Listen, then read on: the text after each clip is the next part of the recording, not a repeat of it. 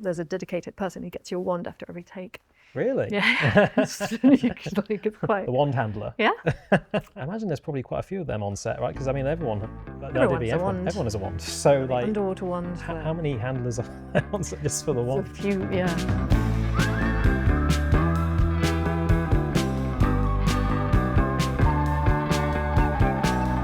So, Clémence, welcome to Half the Picture. How are you doing today? I'm all right. How are you?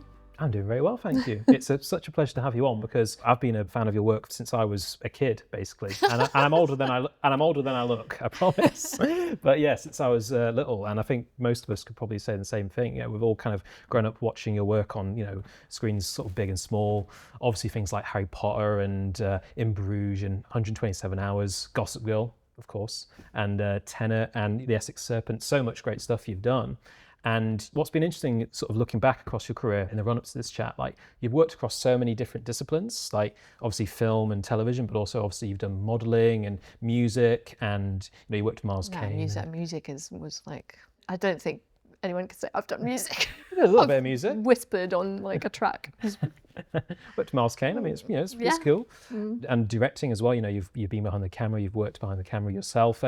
But going right back to the very beginning, if I may. I mean, I want to say how this all started for you. I mean, correct me if I'm wrong, but like you were 16 and you realised you wanted to act, and then you basically phoned up an agency out of the blue and just and that was how it started. You just sort of picked up the phone and made that call, and then that was kind of got the ball rolling. Is that right, or am I completely off there?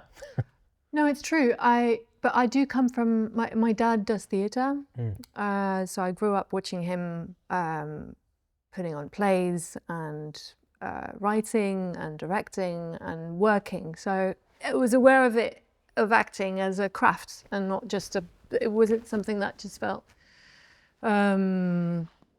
abstract. But I did. My sister had a friend who was already acting, and it was a time where you'd be given, at the beginning of a job, you'd be given a little list of like everyone's contact, and we managed to get that little booklet that her friend had, and there were agencies on there. This is pre-internet. I called the first agency that was on there, and they never answered. And then I called the second one, and she answered, and we started working. And then I told my parents. So they had no idea. I was going to go and meet with her, but yeah. So they had no idea. Did they know you wanted to act? I mean, no, I never really told anyone. It felt a bit silly. It felt like everyone was saying they wanted to act, and I just felt a bit silly admitting it. So I kind of quietly did it without talking about it too much. And I met that agent. She was amazing, and just started auditioning on like days where I wasn't going to school. So the weekends, or would you have bunk off school and go audition? Yeah, well, in France you get Wednesdays off, so I'd go on Wednesdays. We don't get Wednesdays off. No, I know. That sounds amazing. Or I'd go after school. Or I was in high school already, but or on weekends. And what sort of began that desire to act for you? I mean, was there a specific film or actress or actor or play or a show that sort of you saw that made you go, this is for me? I don't think there's anything specific. We were brought up, my sister and I, in a sort of... So my mum is she's retired now, but she was a literature teacher, and my dad does theatre. So we were brought up in a sort of, in a love of storytelling, I think, and stories. And they took us to the cinema a lot, and they took us to the theatre a lot. So I guess it was around. But I think really the phone call to the agent was a way to avoid to find a different world than just high school, like which I was a bit struggling with. It was a way to have a thing that was my own somehow, more than anything. And I guess that's what I knew. That was the world I kind of knew, and I knew I liked watching films, so I thought it might be interesting to see how they were made. But yeah. But then, so as you say, your dad, worked in theatre then. I mean, do you think his sort of presence, did that inform kind of how you approached acting in a broad sense? I mean, like, I guess across your career or back at the start, do you think that sort of, was he kind of on hand to sort of talk to you about acting and sort of walk you through it at all? Not really, but it meant I had someone to talk through things if I wanted to. He was always very good at just letting us do what we wanted to do, and I guess he does more theatre, and I started more doing film, so it was slightly different. but it meant that there was someone to share fears or questions or just joys with, who could understand them. Yeah, but he wasn't at all like a sort of, he never kind of came in saying he had lots of advice, and kind of he's much smarter than that. Much more tactful than that, I guess. Yeah. I mean, and speaking of films, I mean, the films you've worked on, I mean, I think the first thing I would have seen you in would have been Harry Potter and the Goblet of Fire, where you played Fleur Delacour. And I know you'd worked internationally a bit before then. You'd worked for the BBC. I think from there, that was the trajectory, right? Yeah, I just finished shooting Gunpowder, Treason and Plot. It was directed by Gillis McKinnon, and it was about Mary Stuart. I'd finished filming it, and I met Mike Newell. I'm not even sure it was out yet. He was sort of auditioning people after I'd finished filming it. Yeah, and I just want to ask, like, what are your memories of working on Potter? Because, I mean, even by that point, I mean, it was only 4 films in, and it was already this huge phenomenon. I mean, obviously from the books, but in the movies, there were such huge events, the films, and the making of them. I mean, it was a huge productions. What are your memories of working on that film specifically and working with that amazing cast and crew? It just didn't really feel like work. It felt like there's a very slow pace to filming that kind of movie, because you can shoot a scene for like 3 weeks or a month, which never happens. Like, well, otherwise you're just kind of like constantly rushing. And also I think because of the times the younger cast had to have, we could only film like a certain amount of time in the day, and so it just felt like a sort of very nice holiday on a film set. Yeah, you just get to kind of meet all these people, look at all these amazing, like discover all these amazing sets. I think we were all kind of completely amazed every time we'd start on a new set, because the work that was done. And I'm glad they've opened the studios. I'm glad this is like something that people can experience, because it's magical, like the craft that goes into that. But it was also made by an amazing, like the producers, everyone involved really tried to make it as human as possible.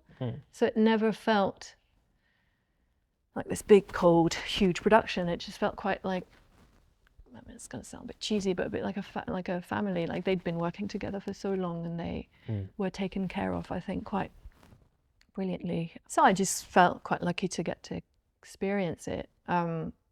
But in terms of work, the amount of time you were on the set in a day was so, like, it was a very small amount of time. So it just felt quite chilled. Like you just kind of, and everyone had to find something to, because you do wait around a lot. So everyone was finding different things. People were knitting, people were learning the piano.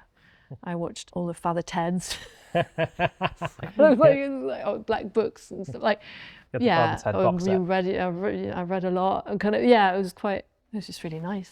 But it did feel a little bit like a holiday somehow. Well, that sounds like the best kind of description of, I guess, working on a film set that you can ask for. I mean, it doesn't feel like work by the sounds of it. It felt like sort of play. No, that definitely didn't feel like work. I'm not saying everyone was. I mean, I think for a lot of people it was a lot of hard work. I just had a very small part, so that's why I got lucky in that way. I mean, for a lot of people it was a lot of work. Just so.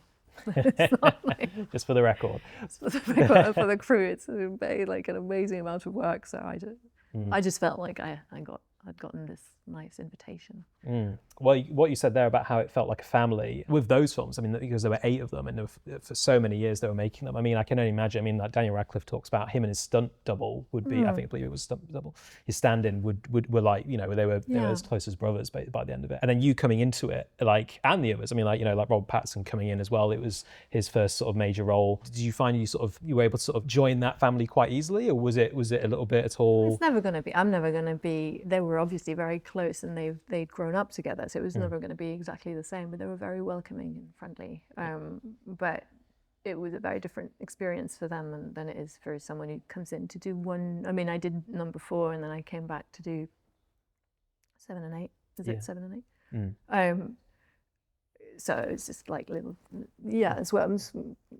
I just felt quite privileged to be able to kind of witness it, but it's not the same as spending your entire childhood with these people on that set, and kind of So. Of course, yeah. But and were you a fan of the books before you got the part? I was actually, yeah. My mum used to give it to our students to read before it became such a huge, before the films came out and before it became like, and I remember her saying, yeah, it's really good. And I was just like, oh God, like it's witchcraft, I'm not sure. And she was like, I think you should really read it. And I remember reading it and yeah, falling in love with it and waiting for them to come out and crying in the train when Dobie died and like all don't even talk about that. So yeah, no, of course, yeah. I was.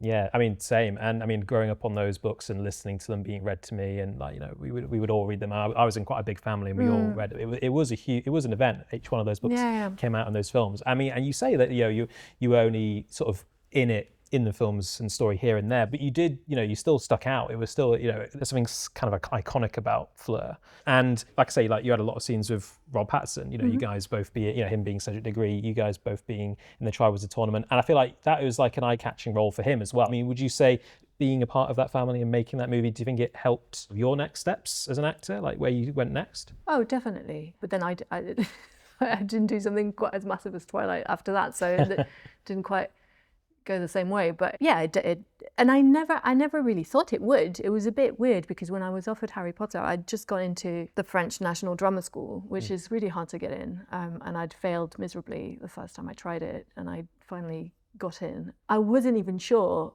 what was the best thing to do, because it just seemed like such a small part, and I guess the films were big, but I had no idea that they'd end up putting us on the poster, that you know what I mean, you just kind of, I was just very aware that it was a very small thing, so it was a bit of a surprise actually how much it kind of changed things, and yeah, it definitely helped. It puts you somewhere more public somehow, and it makes your name a little bit more known, especially in France, because I was the only French person in it and stuff, so it then changed a bit what I was getting to do in France. And is it true you had to learn to scuba dive when you were doing that movie in the sort of second challenge of the Triwizard tournament? We had to learn how to be comfortable underwater. I mean, I don't know if I learned to scuba dive. I know how to pretend I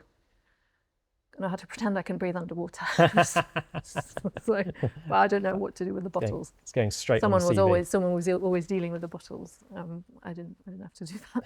So kind of, you never get very properly good at anything. You get good at pretending you're good at things. It's a weird thing. You don't really learn things properly. You learn how to pretend that you know how to do things. But we spent a lot of time in a tank underwater. That one is big, sort of like they're huge, aren't they? They're like so many gallons of water.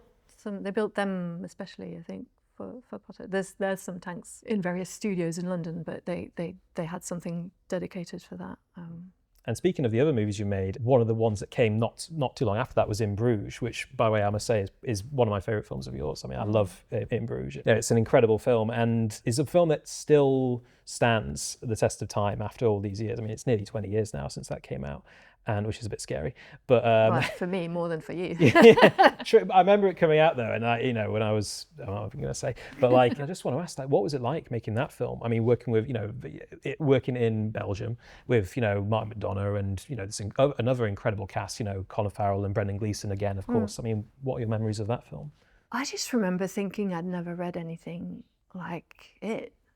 And I just think Martin is an amazing writer. I was just in awe of like every single line in it. I just think that there's something quite perfect about it. And making it was once again a lot of fun. It was quite cold, but it was just brilliant getting to. I always feel like I'm going to just kind of repeat the same thing, but I just felt like I was very lucky to get sort of invited into that world and just able to watch all these people do their thing. Because again, he comes from Martin McDonagh, who wrote and directed it. He comes from theatre too. I mean, he came from theatre first and then moved into doing film. And there is something, like watching it back, that film, there is something very sort of almost classically sort of theatrical or sort of literary in the way that, for me anyway, in the way that every single character in that film, no matter how seemingly sort of insignificant like a role they have, is actually very significant in the sort of proceedings and how they unfold. So like, well, nothing's left to, like, it's exactly what he's doing, I think, Martin, when he's doing something, when he's writing something. So yeah, no, it's beautiful. I think he's, and I mean, I'm a huge fan of all of his movies. Like, Three Billboards, I think, is one of my favorite films ever. But it was so sweet because when we were filming, he was like, "See, I can do romance. I can do romance." When we were filming our scene, because obviously it's all about killing and crime and guns and stuff. He was like, "See, look." Was that the kind of energy on set then? That kind of vibe? Was that what it was like? It was a lovely set, and I think when people are making a movie they love and believing in what they're doing, everyone's kind of happy to be there. Why wouldn't we? Like, it's such a sort of privilege. And was it kind of, you said about Potter, like that felt almost, it didn't feel like work, that felt like a holiday. And was In Bruges the same? You say it was like another great set of sort of everyone believing in it, everyone wanting to do their best work. Was it a sort of another sort of set like that? Or was it more like, okay, knuckle down, this is more of a work? There was maybe a little bit more, the scenes themselves and the sort of how delicate you had to be to kind of make everything work. I had to be a bit more focused maybe, but Martin does. I mean, I don't know if he still does that, but we rehearsed a lot because he comes from the theatre. We sort of rehearsed a lot, and I think dialogue is so important to him that I think there was a lot of time spent making sure that everything was good. So actually, by the time you get to filming, it is quite free. Because you know where you know the material and you know where you stand. Because Colin and Brendan have talked a lot about that over the years since the film came out, which is that they had, I think it was 2 weeks rehearsal you guys had. Yeah, I think it was 2 weeks. Well, I mean, I wasn't there for the 2 weeks, but yeah, in a hotel in Bruges.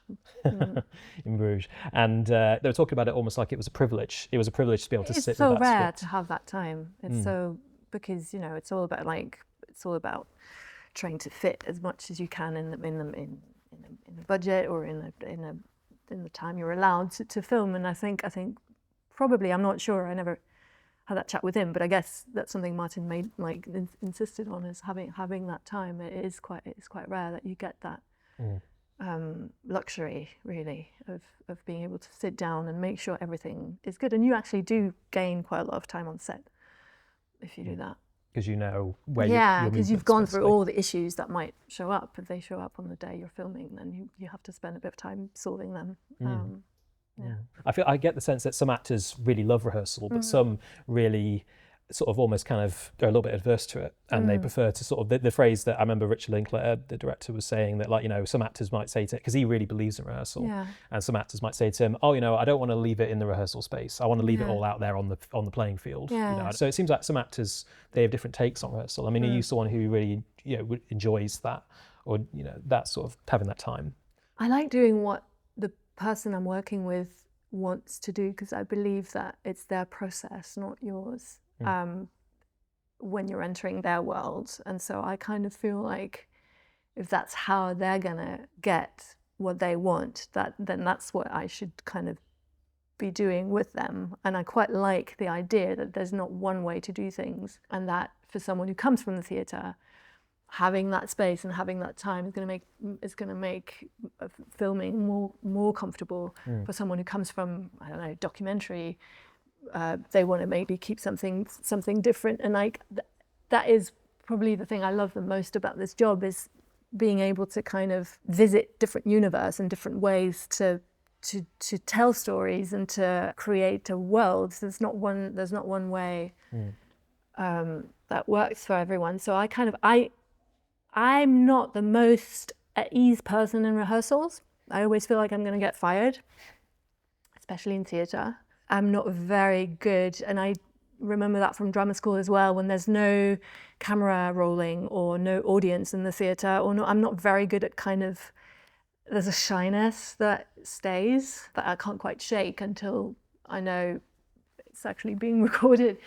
But it's more to do with my like some kind of shyness, or I don't know what it is. So it's not the most. I know I have had that conversation with actors who are like, oh, this is so great. It's such a free space. You could try things. I don't feel like that at all. I'm just like, oh my god, everyone's gonna know that I'm not right for this part, and it's gonna be too late. And kind of so it's not my favorite thing, but I do love sitting down at a table, going through scenes, asking all the questions, and I'm aware of how layered it makes things, like how much more complex things are. I think in an interesting way when you've had that time to kind of to fill all the words with the right kind of meaning for you, and I feel like if you don't have any rehearsal times, maybe there's spontaneity, but you're also kind of missing that like extra layer. So I sort of if someone asks me to do rehearsal, I'm quite happy to go and do it, even though I feel like they're going to realize that I'm a fraud. But I don't have one way to do things. I really believe that the beauty of this job is to kind of follow someone somewhere the way they're doing it, like, and put your feet where their footsteps are, and kind of. So yeah. And zeroing in on like a specific aspect of In Bruges, when you were shooting some of those scenes with Colin, which are so funny and they're so memorable, like the scene in the restaurant with the Canadian where Colin, you know, the smoking section, all that stuff, and the way that your characters are sort of bouncing off each other. He says, you know, I shoot priests and children for money, and you think he's taking the piss, but then like you say back, oh yeah, I sell drugs to Belgian film crews, and like they don't know what is true and what is not true, and exactly. Do you have specific memories of that scene, and I guess working with Colin, because the chemistry between you on screen is just electric? And well, he's wonderful. He's just wonderful to watch. It's so, and there's something so vulnerable about what he does in Bruges, I think, and I found that incredibly moving, because it's quite rare that actors are okay with being that vulnerable somehow. And he's totally like fine with it, and kind of, I think it made his character such a moving part of the story. So you just kind of watch him do it, and but I guess there's playing on what everyone knows is true, and of saying things that are so big that they can't actually be true, but they are. But that was all pretty much worked out in rehearsals, the rhythm of that, and this, like, how we were both very clear on what we were, where we were coming from. I know what you mean about that vulnerability, because I think that's one of the great things about his performance, and just like that whole film also has that, you know, even though it's about these hard men, you know, typically portrayed like, you know, British gangster films, the great thing about that film is that it unpicks that and goes underneath it, and Colin is doing that in his performance. You know, there is a vulnerability, which is also makes his character so sort of lovable, even though he's done this sort of abhorrent thing. There's a real lovableness to him. With that script then, those scenes, I mean, was there any improvisation allowed on set? Did you guys ever improvise, or was it all like... Well, I certainly didn't. Wouldn't have dared. I think we were quite specific even about like punctuation, kind of like being, when things are written so beautifully, you have to kind of rise up to it, and kind of, so it was about making sure you understood the rhythm of how things were written. And just bringing that alive on screen, rather than going off into like another direction. I mean, I certainly don't know whether Brendan and Colin improvised, but I certainly didn't. But, you've got these lines, you just got to do them as best you can. And I mean, I guess this is a spoiler alert now for anyone who hasn't seen In Bruges, but I mean, the ending of In Bruges, which is such a strong, you know, like emotionally, it's such a strong ending where, you know, Colin's basically like, you know, half dead, and your character is kind of like, you know, clinging to him as he's being led away. I think people always talk about, you know, what happens after those, you know, that screen cuts to black. Like, does he survive? I mean, do you have an interpretation of that? Like, does Ray survive, or is he in Bruges, the purgatory of Bruges forever? I have an interpretation, because there used to be a scene after that, but I can't. tell you what it was. Oh wait, hold on. Oh no, wait, I think I've heard about this. Yeah. I think there wasn't there like a There was a scene, but I can't tell you what it was. It didn't end. There was a sort of epilogue. Was it in a hospital? Was that right? I'm not telling you. Okay. I think it's Fair. cut for a reason. But That would provide a so definitive I've got answer. my own interpretation, which is sort of probably influenced by the epilogue that I read. But yeah. Okay. I feel like he survives, personally. I feel like there's, he's done too much. He's gone through too much. He has to, to have the, and also like you guys together, I mean, there's a nice relationship there, come on, I can't just end there. I mean, anyway, you know the answer. It's fine. Well, it might not be the answer because the film is what it is, so it ends there. True. So. You before you mentioned something about when you were talking about rehearsal and about the sort of rehearsal process and acting and how you say it's interesting you say that like so when you're in that rehearsal space you don't feel completely comfortable until like the camera's rolling and like and we're doing it. It's like okay, now the play or the movie's on, we're going. It's like that's when you feel kind of like I guess confident that like okay, the ship's taking off. It's a go. Yeah, it's when I feel like I've got the rights to go for it. Maybe. Yeah, I don't know what it is. I know some people, maybe it's the fact of not having gone to drama school for very long. It's like that experimental space that you have and you share for years and you can kind of try things and feel like you're not being, feel like you've got the freedom to fail, basically. I always feel like I have to be efficient on a rehearsal when I should probably not worry about it. So maybe it's not having had that space when I was learning for long enough. I'm not sure, but yeah. But it doesn't mean that I'm confident when the camera's rolling either. Like sometimes never comes. You could have fooled me. I mean, is that a kind of sort of? Because I hear what you're saying. Is it a kind of sort of imposter syndrome a little bit? Do you think? Is it like? Oh, definitely, yeah. Yeah, that is like, should I be here? Like, because I understand that. I think everyone can understand it, can't they? It's such a sort of universal feeling that like, is this where I belong? Yeah. But I think it's good. It's good to keep that because I think the minute you lose that, you probably, I don't know if I'll ever feel like, so happy with this scene. I did it. Like, it was perfect. Like, you can't, like, it's such a hard thing to, you can't, it's so fragile, it's so, and I feel like the minute I'm like, okay, I feel like I know where I've learned how to do this now. I can, and the minute I think that, usually the next scene, like, shows me that I know absolutely nothing. Pulls the rug out. Yeah, so I've stopped kind of trying to find some kind of thing that's never going to be there, I guess. You're always searching. Maybe some people don't. I don't know. I'm not massively confident. But I do think that helps. That helps kind of be in movement and not get complacent with what you're doing. Yeah. Yeah, I hear that about not just acting, but I hear that about so many of the different sort of arts and disciplines. Like I've heard like painters talk about that. Like if I remember one guy saying like if he sits down at an easel and starts painting and he thinks I'm going to do a masterpiece today, like he is going to like the artwork will kick his ass up and down the street and it will show him who the boss is. You know what I mean? Yeah. It's not him. It's the art that he's doing. It's what he's doing. And I guess like I hear what you're saying in terms of like the next scene will just come along once you feel like you've done one scene, and the next scene will come along. Everything's going to crumble. Yeah. But it's weird because sometimes I look at musicians and dancers and I wish we had something that day-to-day practice and that sort of rigueur. How do you say that? Like. The fact that you have to like work at the technicality of something to kind of actors are quite lazy. Like there's something quite lazy about acting, which you don't have to like every day just kind of and sometimes I miss that because I feel like that would be something to hang on to. But you can't really. That's the thing. You can't really do it on your own. You can't. You need people to do it with.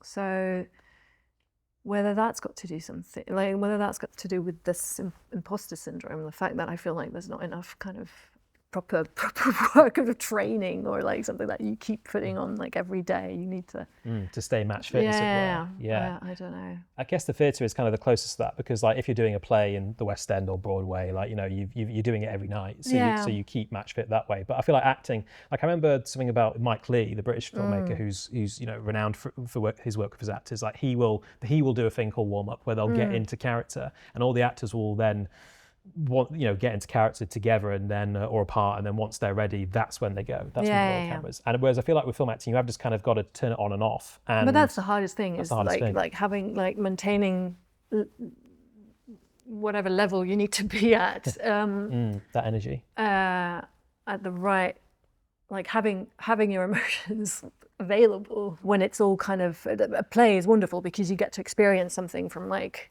beginning to the end, and so you go through the same arc as your character, whereas in a film you just kind of keep stopping and starting, and then taking a little bit of something, then shooting something another day, and then like, so that is the technical thing you try to learn, is how to be able to access what you need when you need it, even if you're not like, because it depends on so many other elements, and it's something you do all together, so everyone has to be ready at the same time. So it's lovely to hear like that idea of everyone warming up together is a great idea, I guess, because you get to kind of have that benefit from that joint energy. With film and TV, it's all a jigsaw puzzle anyway, because you're doing it mostly out of sequence. Like you say, when you're doing something on stage, you have that arc of act 1, 2, 3 through all the way through with your character.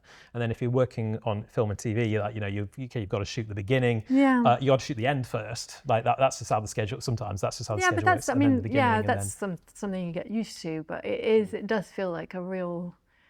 I did a TV show in France called In Treatment, like the French version of In Treatment, which is all set in like a therapist's office, and it's therapy sessions. And we'd shoot like 10 minutes takes sometimes of like a huge chunk of the session, because it's all on a couch, and like you don't need to change up the cameras and stuff. And it just felt like such an amazing ride, because you get to kind of go, like just go with whatever is happening without having to just stop and keep things for later, and like make sure you don't like over. But I guess it's your job to learn how to do that. That's the one thing experience has maybe taught me a little bit, is to be like find my ways to kind of know that things will be there when I need them. I mean, but speaking of television, okay, well, this I actually have to ask you about, because my girlfriend would kill me if I didn't. Okay. So Gossip Girl. All right. Working on that show, which was a big, and still is, so popular and such a kind of, I guess a phenomenon in its own right. And coming into that, like, what was that like? What are your memories working on that show? It was just because, as big as Potter was, when we were filming it, we were very sheltered from the whole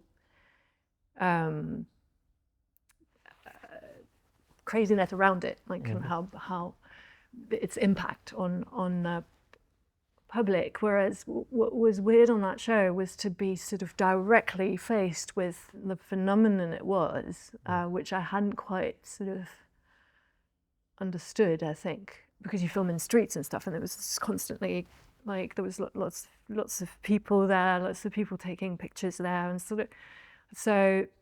and they were all very used to it, and I was just completely just like terrified. This was the heart of New York, right? That's where a lot of that was shot. They came to Paris, and so all of a sudden Paris was going. So I have a memory of just kind of being confronted directly with the impact of something like that, and so it's having to kind of pretend all of that's not there. I found that quite challenging. But because I'm just so not used to, I mostly done like French films, and they're quite like authorish things, and kind of, so it was all very new and fun, but also slightly kind of scary. So I'm not very good at like. I guess I am quite shy, and so it just it was a bit much. Bit of a shock to the system. but they were lovely. It was the same thing. It was like they'd all worked together for a long time, and they were lovely and very welcoming, and it was like like a little like wink. Like I wasn't doing much. It just felt like a nice way to kind of come to New York and stuff. But yeah, it was well, at the time it was quite impressive. And being with working with like Blake Lively and the rest of the cast. Yeah, because it was at the time it was huge, and I hadn't quite like I'm quite a bit naive maybe. I hadn't quite understood what it would imply. And this is question number 2 that my girlfriend has asked me to ask you. Like I say, we watched that whole sort of stretch of episodes that you're in and together. And is it right that there were rumours, because obviously your character comes in having met the character Chuck Bass, you know, this billionaire, kind of like young billionaire playboy kind of figure, who kind of sort of discovers a softer side to him through meeting you. Yeah. I guess you could say it like that. And my girlfriend is convinced that there was this rumour that the original sort of plan was for Eva, your character, to sort of come in and be the sort of main love interest for Chuck for like the show. That was going to be the new relationship, and it was going to go in one way down that road. But then apparently the long-time fans who loved like Blair and Chuck didn't like that, and they were like, no, Blair and Chuck. We ship Blair and Chuck. No, I was never going to come in for more than a few episodes. Oh, okay. You hear that, Jen? So that was never the plan. That was never the plan. I don't think. I mean, or if it was, I was never aware of it. Fair enough. And also, okay, third question. Did you get to keep any of your Gossip Girl outfits? No. No, not at all. No. Okay. But I can't wear. I can't really wear anything. Like anything I keep from films I've done, I find really hard to wear anyway. Afterwards. Is it? How come? Because it just feels like I'm wearing someone else's clothes. Like so it feels a bit weird. Well, I feel like don't the costume department also get a little bit pernickety about people like, you know, taking stuff and like, you know, you can't. They don't. Well, especially you on something like that. But on like smaller films, you used to be able to kind of buy off your own if you really like a jacket and stuff. But I always feel like I want to keep things because it's memories, but I can never really wear them again. I feel really weird if I do.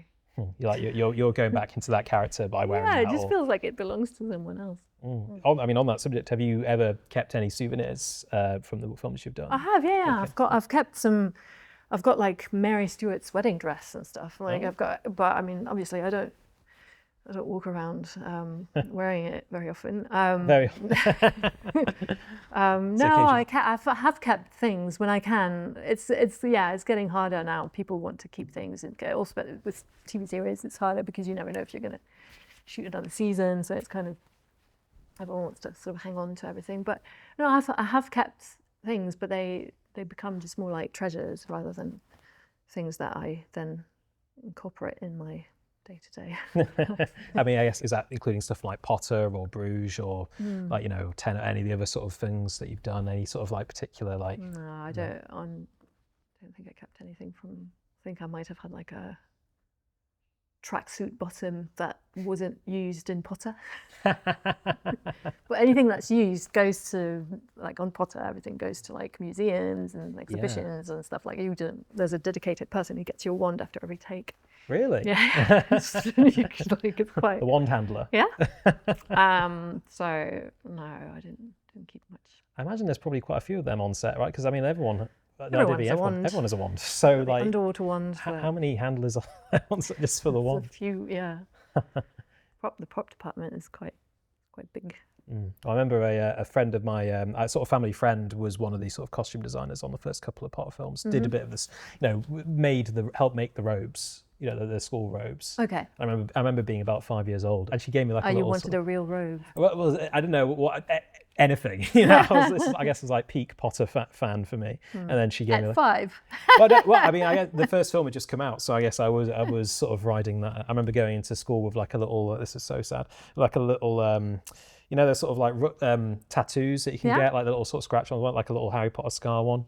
And I was quite early at 5 to do that. Yeah. Oh, yeah. No, I was, like I say, pretty sad. But yes, that was me at 5 years old. Sad. But she gave me like a little sort of piece of the sort of robe that she was making, and she was framed it. Yeah. No, it's somewhere. But I guess we mentioned Tenet, and we even talked a little bit before we started rolling about sort of you working on Tenet, because I guess in many ways you have maybe the pivotal scene in Tenet, like focusing on that, you have the scene where, you know, you and John David Washington comes in and you basically explain to him and the audience how the inversion works. You know, like the whole backwards time thing that sort of runs through that whole film. What was your experience like working on that film? I mean, again, like in one scene, but a very important scene. Like, what was that like? It was just amazing to watch people who knew each other so well work together, and not needing to kind of say much to, like, there's a calm, there's a peacefulness on that set. I mean, obviously the scenes were quite contained and it wasn't like it wasn't anything actiony. The peacefulness of it was what really struck me, and it also has to do with no one having phones on set. Is that a rule? Yeah, and it's brilliant what that does for concentration, because it does mean everyone is like in the same place rather than everyone sort of slightly Once removed. Yeah. I had that line, I think I said, don't try to understand it, feel it, and it felt very much like a sort of rule to keep when you're entering that set, which is like, I might not understand everything I'm saying, because I hadn't read the rest of the script. I only had read that scene. So I just try to take that motto as as something I could use as well. And I try not to understand it too much and to just feel it. Well, I was going to say that line is kind of almost the line. It's a key to the movie it's as key well. to the movie. Yeah. Don't try and understand it, because, you know, it's completely bonkers. But, you know, just feel it and enjoy it. So you only had the piece of script that you were shooting, and then when you saw the finished film, was that just like, when you watch that and you see that sort of how that complicated sort of Mobius loop of a structure, like when you're watching it, when you first saw it, you were like, yeah, there's no way. Understanding this is just, because I mean, when I first watched it, I was like, okay, he's there and he's running backwards here. Like, what's? But there's something, I find it so playful, that movie, because it's this thing of like, you're going to have to watch it a few times to kind of, and I love that. I love that idea. Especially it came out right after COVID, when cinemas had been closed, and all of a sudden it was like an invitation to all go back to the cinema and trying to go back again and go back again to like experience something together, different, like at various times. And I just thought I found it very malicieux, like, how do you say that in English? Just, yeah, there's something quite joyful about it somehow. Yeah, because it is a playful movie in the sense that, as you say, it is like, because obviously I think Nolan as a director is someone who has that reputation for making slightly more serious movies like Oppenheimer or like, you know, the Dark Knight or Dunkirk, but then there is a playfulness in there. I think it's implicitly, and I think you really see that. And a in love Tenet. of cinema, and a love of like his audience, I think. And respect for the audience. And respect for his audience, and knowing that they're gonna like, assuming that people love cinema as much as he does and are gonna like want to get into that maze and kind of. No, I thought it was brilliant. I remember something Gary Oldman said, who obviously has worked with Christopher Nolan a few times, and he said that when it comes to just like efficiency of shooting and process, like he's very, very good at just being like, okay, we've got to do the scene and do it obviously the best we can. But like, you know, I think Gary said that he was, you know, Nolan typically goes 2 takes and then you don't do it many times. But that's what I mean about. It's like this huge ship that works, that's perfectly oiled, and everyone knows what they're. And I do think cinema is about like everyone coming together and doing this thing. And I think that's the beauty of it. Is like it's a Tetris. Like if you don't have all the elements, it doesn't work. And when everyone is so used to looking the same way as what you see on his sets, then it's incredibly graceful. It's like a dance, and so that's quite magical to witness, really. I remember we had on this pod Tristan Oliver, who's a really interesting and great cameraman, DOP. He shoots a lot of Wes Anderson stuff. He shoots a lot of the stop motion animated films like Fantastic Mr. Fox, and he was saying like, yeah, exactly that the crew is obviously, you know, that's how the movie gets made. And he was saying the first AD, if you don't have a good first AD, you don't get a movie.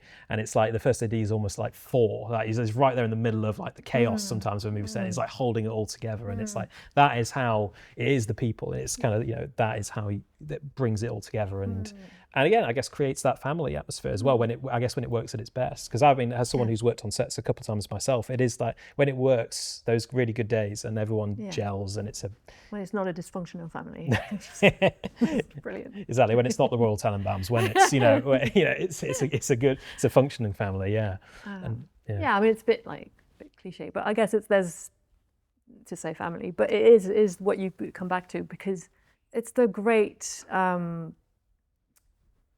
luxury of this job is getting to do things. It is both this thing where you're like, oh, I can't do it on my own, so I can't practice on my own. I need all these other people, but it's the beauty of it as well, which is like it's something you can't do if ever. And what I love is that every craft on a movie is a story, is a way to deal with storytelling, from what happens before the movie to when you're filming to after, and everyone is like putting their craft in au service that same story, and that's amazing to witness, really. Everyone's part of the process. No matter how seemingly sort of small a role, it's all one thing. It's all And speaking of the filmmaking process and directing, I mean, you yourself have directed, a few times. You directed the Tears thing. I think that's the English translation of the short film. And you directed one of the shorts in the H24 project, which is an incredible project. 24 female filmmakers making these 24 short films about just aspects of the sort of female experience. Such brilliant pieces of work. And I was wondering, would you ever? You talk so enthusiastically about the filmmaking process and about being on set. Would you ever be tempted to pick up a camera again and direct something? Is that something that you're planning on doing or want to do? Yeah. That's in the works. Can you say that? Yeah, sure.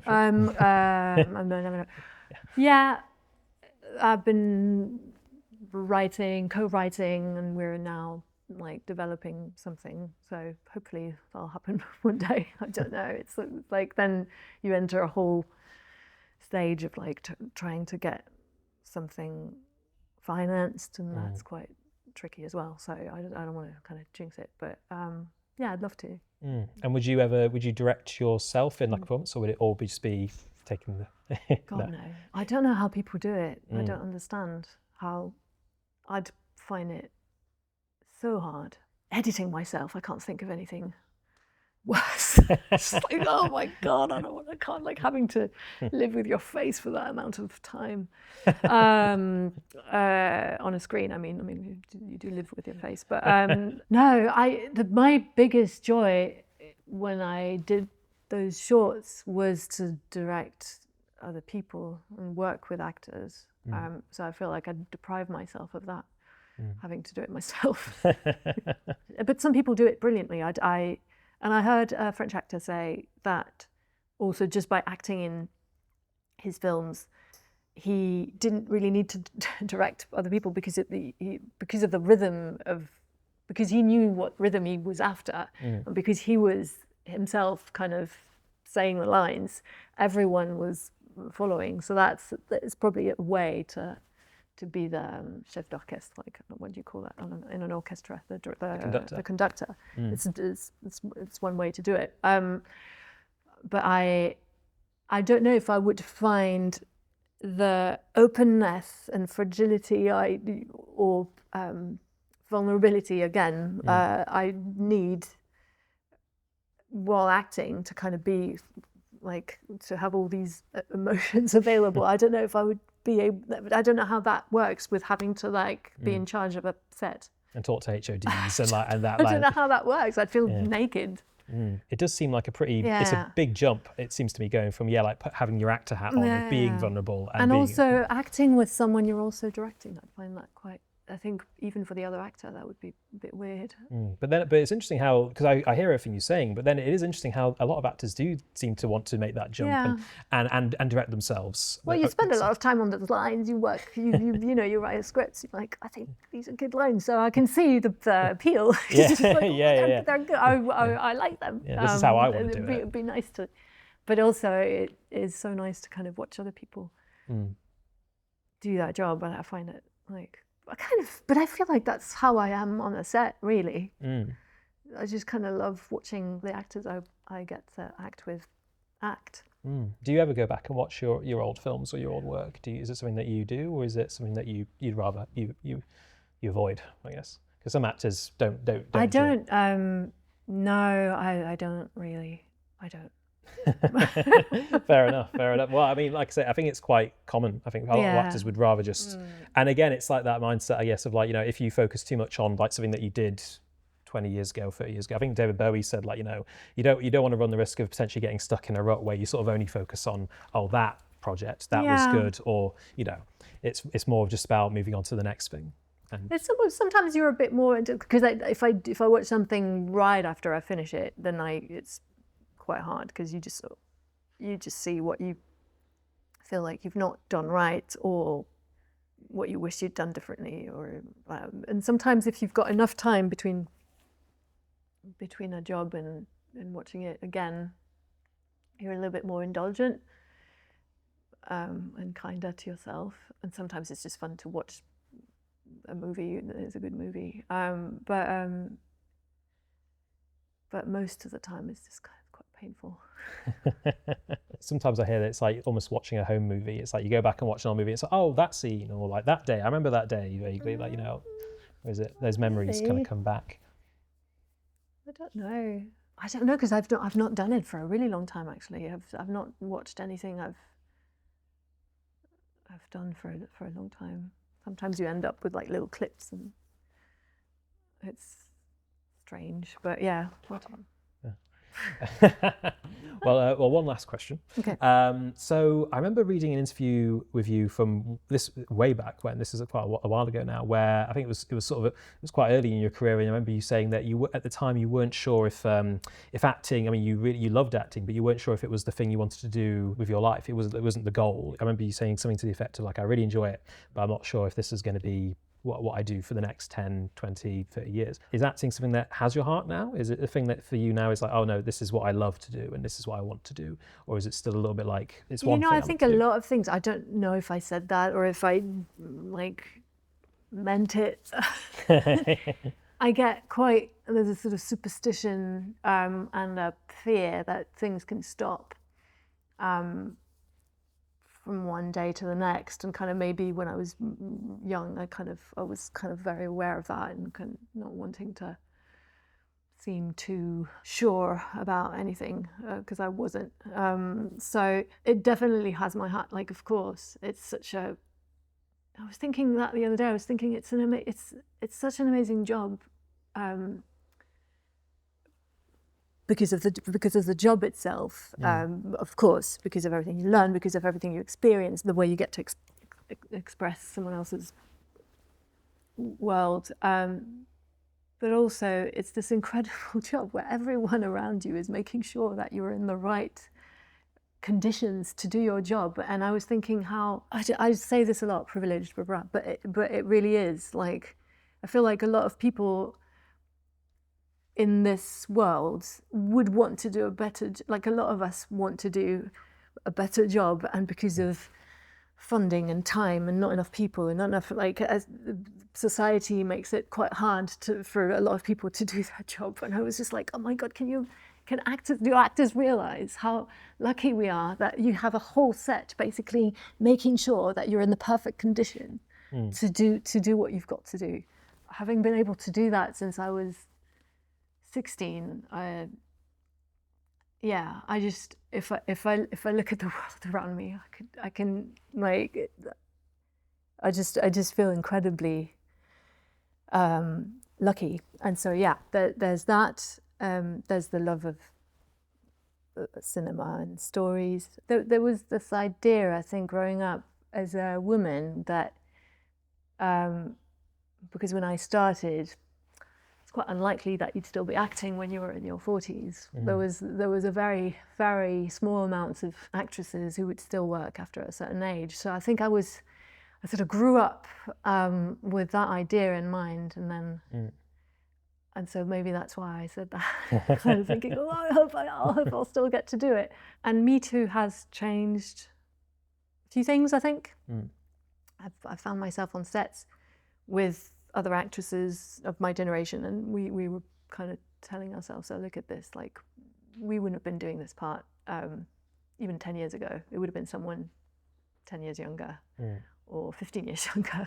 Or so what I hope is that there's space for actresses to age as well. That's quite like that. And I guess that's also part of directing, and being able to write characters who I want to see as well. So I don't, yeah.